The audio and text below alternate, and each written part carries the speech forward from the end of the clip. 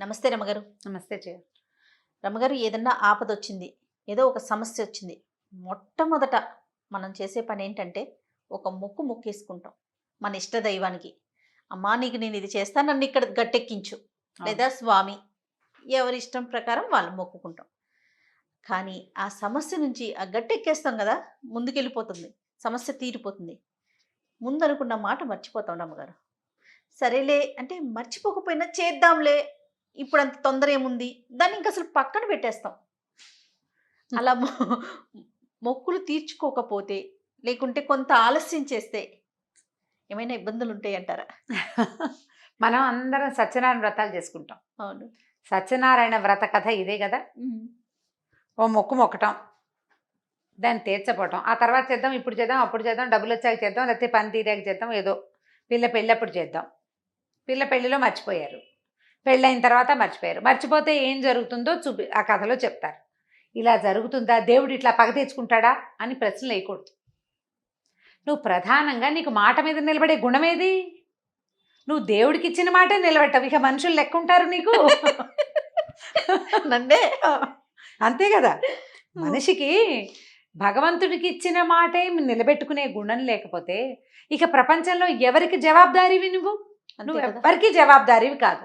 నిన్ను జవాబుదారీతనాన్ని నీకు నేర్పించడం కోసమే మొక్కిన మొక్కు తీర్చకపోతే కొంప మునిగిపోతుంది, నెత్తడి చేస్తుంది, పళ్ళు రాలిపోతాయి అని చెప్పారు. ఇన్ని చెప్పారా రమ్మగారు? చెప్పలేదు మరి.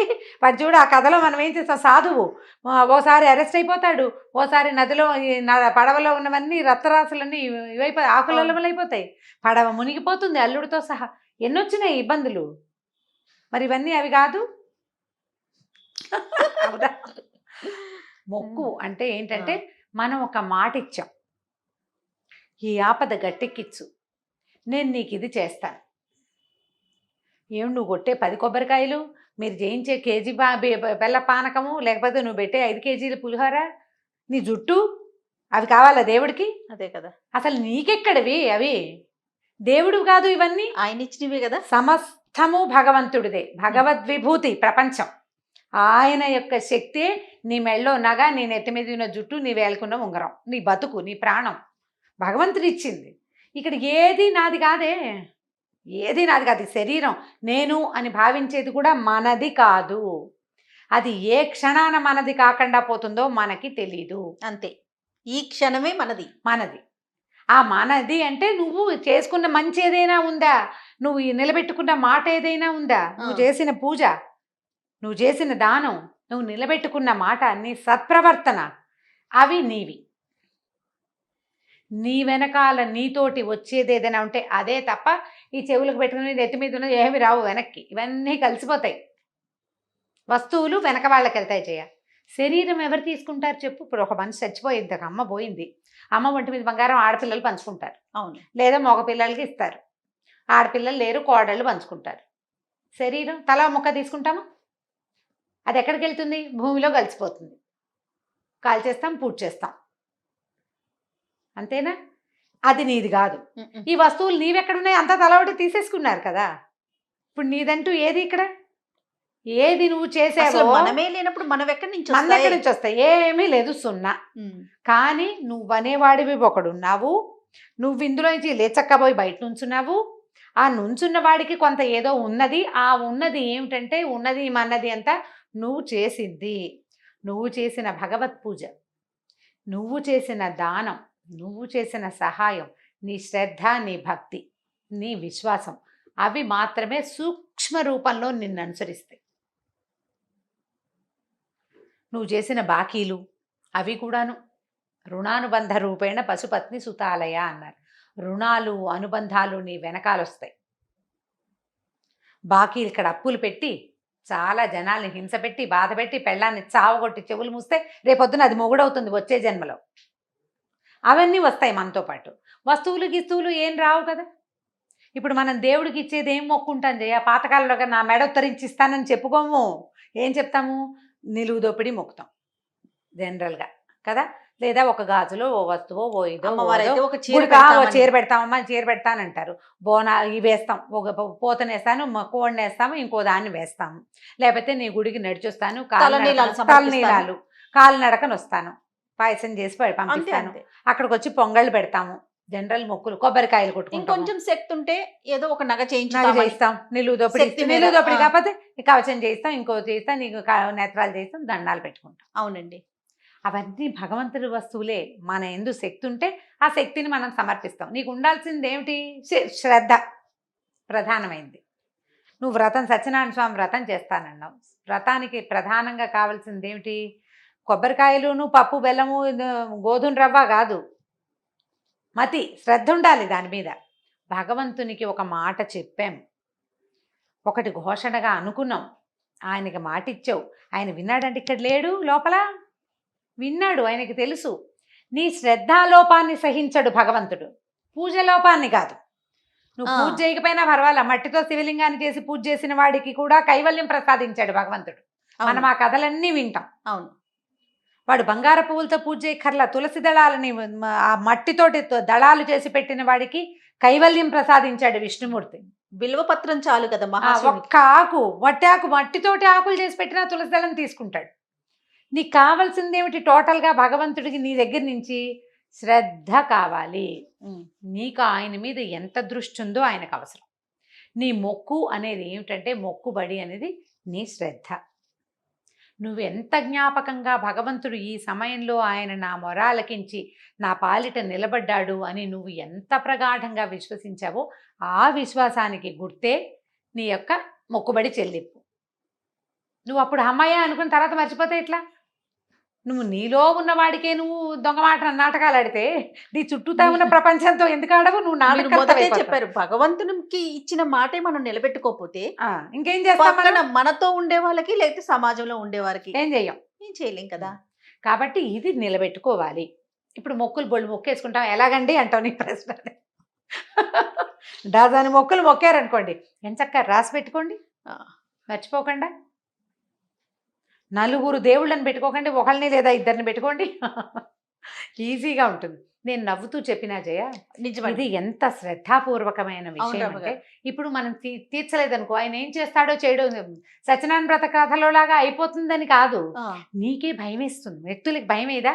ఇప్పుడు పూజ చేయాలి మానేసాము, ఏదో సడన్ గా మొదట యాక్సిడెంట్ అయినప్పుడు దాన్ని మొక్కావు, ఈ 10 ఏళ్ళు 8 ఏళ్ళు గడిచింది, నువ్వేం చేయలేదు, ఇవాళ ఏదో ముంచుకొచ్చింది, అమ్మో అవాళ చేయలేదు అందుకే ఇది వచ్చింది అనిపించదు? ఖచ్చితంగా మనసులో అదొక లాగా అనిపించేస్తుందండి.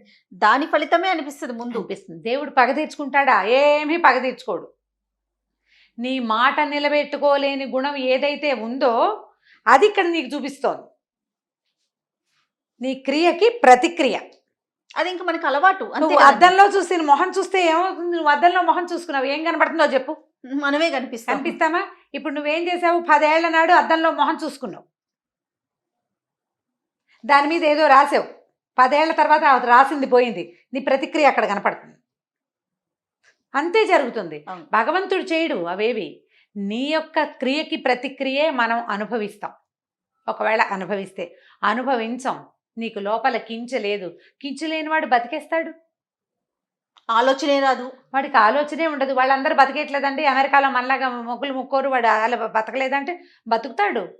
వాడు కుక్క అవుతాడో, పంది అవుతాడో, పిలుకునవుతాడో వచ్చే జన్మలో వాడికి తెలీదు, నీకు తెలీదు, నాకు కూడా తెలియదు, దేవుడు కూడా తెలీదు. ఆయన ఈ జంజాటంలో పడ్డావు. నిన్ను పుట్టించే ప్రయత్నం ఆయన ఏం చేయడు, నిన్ను పుట్టించే ప్రయత్నం మనమే చేసుకుంటాం. మనని పుట్టించేది ఇప్పుడు నువ్వు చేసిన సత్కర్మ కుకర్మాల ఫలితమే రేపు నీ మరుసటి జన్మ. ఇవాల్టి నీ జన్మ నీ ముందటి జన్మ తాలూకు ఫలితం. ఇప్పుడు నువ్వు చేసిందే నీ తర్వాత వస్తుంది. ఇది నువ్వు నమ్మితే అప్పుడే నువ్వు మొక్కుతావు. దీని మీద నీకు నమ్మకం లేదనుకో, నువ్వు అసలు మొక్కవు, నీకు ప్రశ్నే లేదు. అంతే. ఈ తర్వాత పుడతాము, ముందు ఒక జన్మ ఎత్తాము, ఇప్పుడు మనం మధ్యలో ఉన్నాము అన్న ఊహ నీకు లేదనుకో, పైన ఒకడు ఉన్నాడు అనే ఆలోచనే లేకపోతే ఇంకేముంది? అసలు మొక్కులే లేదు. అంతా నేను నా ఇష్టం నేనే అని భావిస్తాం. ఈ నేనే అని భావించేవాడు కూడా ప్రతివాడు లోపల ఏదో ఒక రోజున దేవుడా నాకేమిట్రా ఈ సమస్య అనుకోకుండా ఉండలేడు. God please help me, please save me అనకుండా ప్రపంచానికి వినపడినివ్వడు. వాడి లోపల వాడికి తెలుసు, వాడికి సహాయం అవసరం అవుతోంది అనే సంగతి వాడి లోపల వాడికి ఖచ్చితంగా తెలుసు. వాడికి హెల్ప్ని పంపిస్తాడు. అడిగిన వాడికే చేస్తాడు దేవుడు, అడగని వాడికి చేయడని అనుకోవద్దు. అసలు అడక్కపోయినా చేస్తాడు. అందుకే దేవుడు కదా, అందుకే కదా భగవంతుడు అనేది. మొక్కినప్పుడు జ్ఞాపకంగా రాసి పెట్టుకోండి. టూ మెనీ మొక్కులు పెట్టుకోపోకండి. తీర్చకపోతే భయం ఇస్తుందమ్మా. అవునండి. భయపడ్డం ఎందుకు?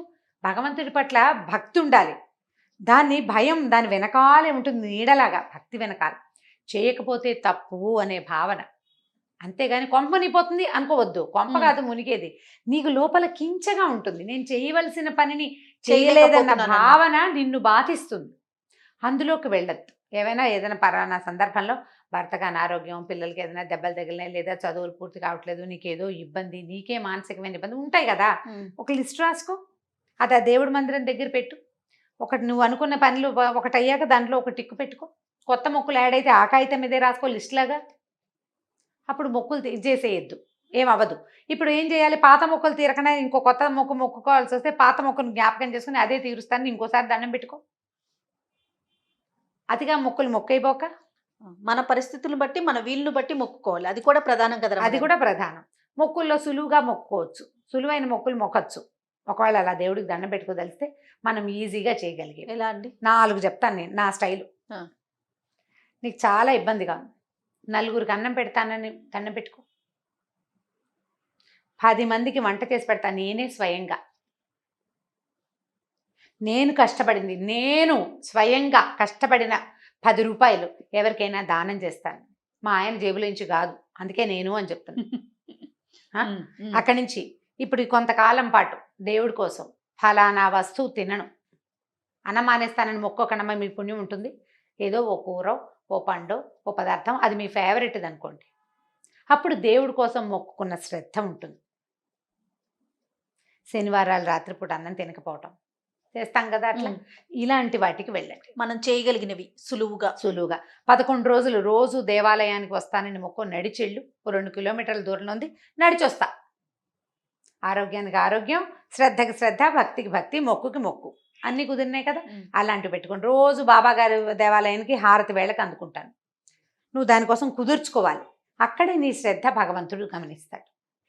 యూనివర్స్ గమనిస్తుంది, చుట్టూతా ఉన్న ప్రపంచము గమనిస్తుంది నీ శ్రద్ధని.